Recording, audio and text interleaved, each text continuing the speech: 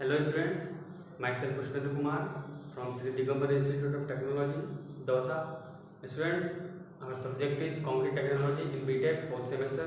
In last lecture, we discussed about the topic cement and completed the test of cement.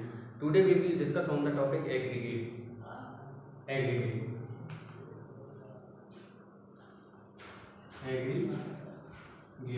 Okay. What is aggregate?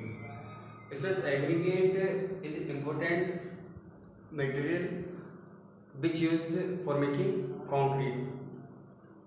Aggregate को हम separately भी use कर सकते हैं, जैसे जहाँ पे फिलिंग का कार्य होता है रोड बेस में, है ना। और ये जो एग्रीगेट होता है ये एक्चुअल में होता क्या है, तो ये इसको अपन डिफाइन कर सकते हैं कि ये इनर्ट, ग्रेनुलर और इनऑर्गेनिक मटेरियल है। ठीक है, जो नॉर्मली किससे बनता है, स्टोन से, या फिर स्टोन के जैसे कोई पदार्थ हार्ड, उनसे इसको बनाया जाता है। ठीक है ना। चलो फिर इसके आगे बात करते हैं क्लासिफिकेशन की।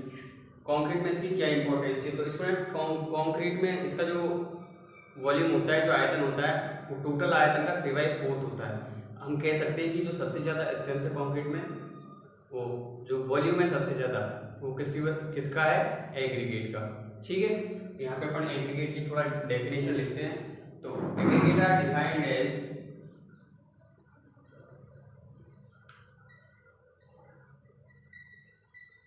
एग्रीगेट्स आर डिफाइंड एज, कैसे डिफाइन कर सकते हैं इसको, इनर्ट ग्रेनुलर,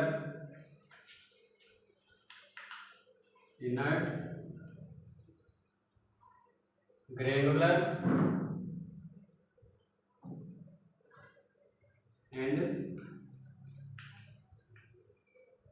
इनऑर्गेनिक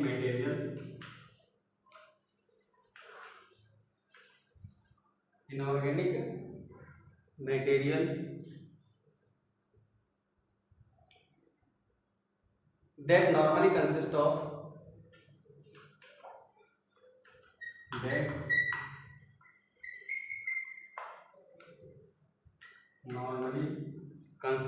दिख तो रहा है ना आपको यहाँ तक, नॉर्मली कंसिस्ट ऑफ स्टोन और स्टोन लाइक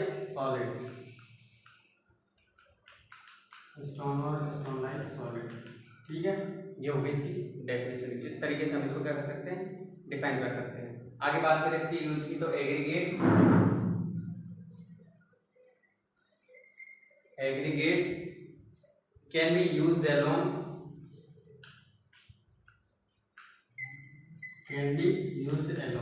एग्रीगेट है उसको हम जो है अकेला भी यूज कर सकते हैं।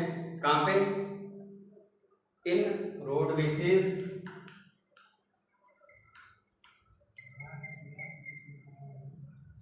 And various type of filling.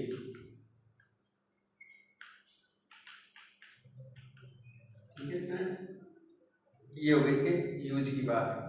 ठीक है, किस फॉर्म में यूज करते हैं, टू फॉर्म कंपोजिट मटेरियल और कंक्रीट, टू फॉर्म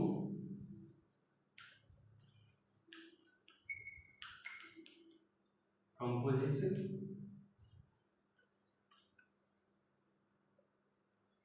मटेरियल और कंक्रीट। ठीक है, ये बात हो गई स्टूडेंट्स एग्रीगेट की generally.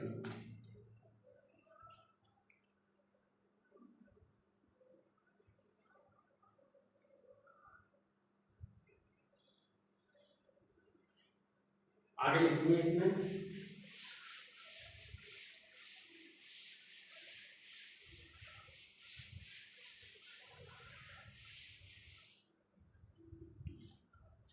approximately 3/4 of the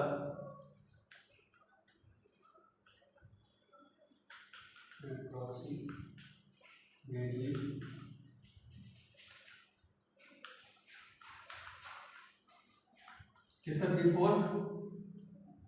3/4 of the volume of Portland cement concrete,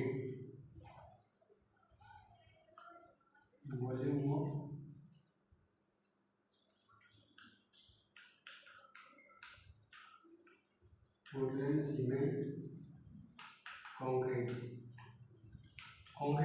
Portland cement का उसका जो 3/4 है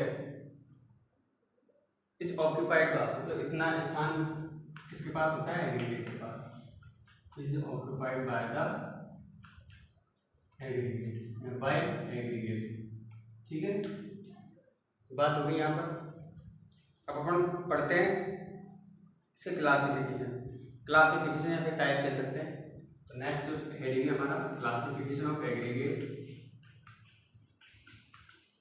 क्लासिफिकेशन ऑफ एग्रीगेट, या फिर हम यहाँ पे लिख सकते हैं टाइप्स ऑफ एग्रीगेट। तो अलग अलग हिसाब से इसको अलग अलग जो पार्ट्स हैं उनमें इसको डिवाइड किया गया है, इसको क्लासीफाई किया गया है। इनमें से पहले की यदि हम बात करें फर्स्ट, तो सबसे पहले तो लिख लेते हैं कि aggregate can be divided into several categories according to different criteria. अलग अलग क्राइटेरिया के हिसाब से अलग अलग पार्ट में इसको क्लासीफाई किया है। यहाँ पे पहला मैं पार्ट लिख रहा हूँ इन accordance with size, in accordance with size. यहाँ पे साइज की बात करें स्टूडेंट्स, तो साइज के हिसाब से जो एग्रीगेट है वो दो प्रकार के होते हैं, फाइन एग्रीगेट और जो सेकंड है हमारा वो है कोर्स एग्रीगेट।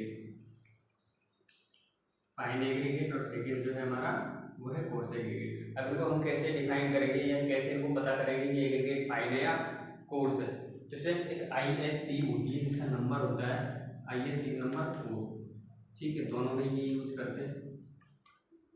तो इसका जो साइज यदि देखा जाए एक पार्टिकल का, मतलब जैसे सीव का जो साइज होता है उसका डायमीटर होता है, जैसे सीव है इसके अंदर ये है, तो ये जो एक है और इसको कह सकते हैं अपन, इसका डायमीटर कितना होता है 4.75 mm।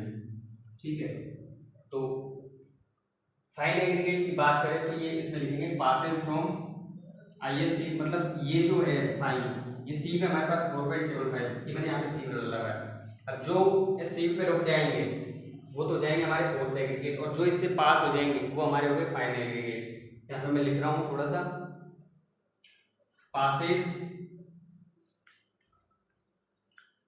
पासेज और ये लिख रहा हूँ मैं रिटेन। ठीक है, इसमें तो क्या होगा, पास हो जाएगा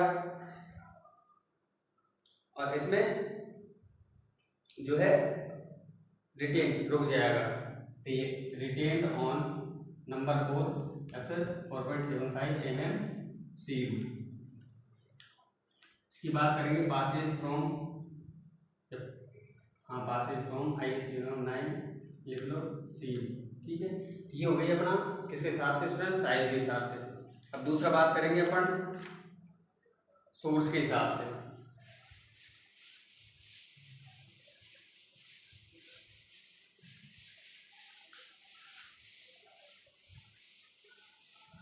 सेकंड जो क्लासिफिकेशन है इसके हिसाब से, सोर्स के हिसाब से, तो मैं लिख रहा हूँ सेकंड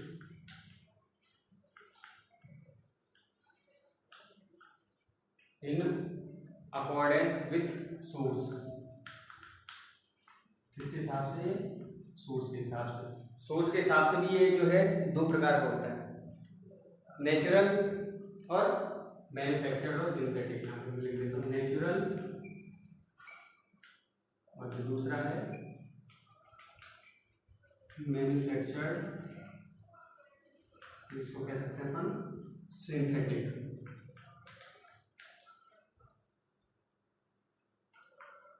ये भी हो गया एग्रीगेट। ठीक है, नेचुरल और सिंथेटिक। अब देखो ये जो नेचुरल एग्रीगेट की अपन यहाँ पे बात करेंगे, नेचुरल एग्रीगेट क्या होता है। जैसे नेचुरल जो एग्रीगेट है वो कहाँ से प्राप्त होते हैं, अपन natural deposit without changing their nature during the process of production such as crushing, grinding. ठीक है, तो जैसे सैंड है, ग्रेवल है, ये हमारे किस में आते हैं, नेचुरल एग्रीगेट में आते हैं। मतलब जिस सिचुएशन में मिलते हैं, जिस अवस्था में मिलते हैं, उसी अवस्था में उनको अपन को क्या है यूज करना होता है। या फिर उनमें कोई भी अपना जो है अलग से ना तो उनको क्रशिंग करनी है, जैसे रेत है, रेत को अपन पीस की थोड़ी ना बनाते हैं। ठीक है, तो नेचर में जो भी है बिना उनके उस नेचर में चेंज किए उनको यूज करना, वो किस कैटेगरी में आता है, नेचुरल एग्रीगेट में। मैन्युफैक्चर सिंथेटिक की बात करें तो जो ब्लास्ट फर्नेस में जो स्लज होता है, ठीक है, या फिर इसको मैन मेड भी कह सकते हैं।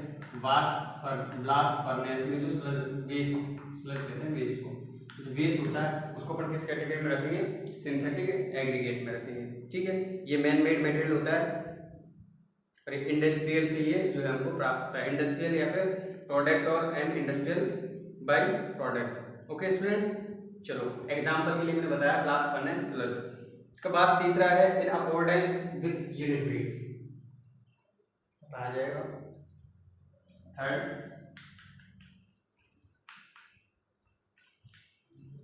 इन अकॉर्डेंस विद यूनिट वेट। यहाँ पे ये जो है इसको थीटाइस में कैटेगराइज किया है। ठीक है, वही light, normal, heavy weight aggregate ले देता हूँ। Light weight aggregate, light weight aggregate, normal weight aggregate